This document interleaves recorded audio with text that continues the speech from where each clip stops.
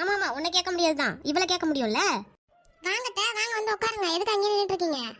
First உன்கிட்ட தான்டி அம்மா கேட்கணும், உன்கிட்ட தான் கேட்கணும். என்னாச்சு உங்களுக்கு? எதுக்கு இப்படி பேசிட்டு இருக்கீங்க? வாங்க வந்து உட்காருங்க.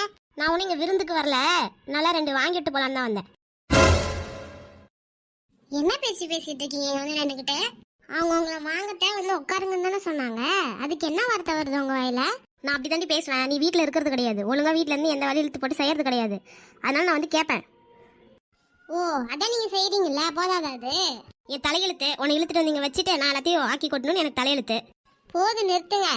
இவங்க வீட்டுல ஆள் இல்லைன்னா நாங்க இங்க வந்தோம். எதுத்தா பேசுற?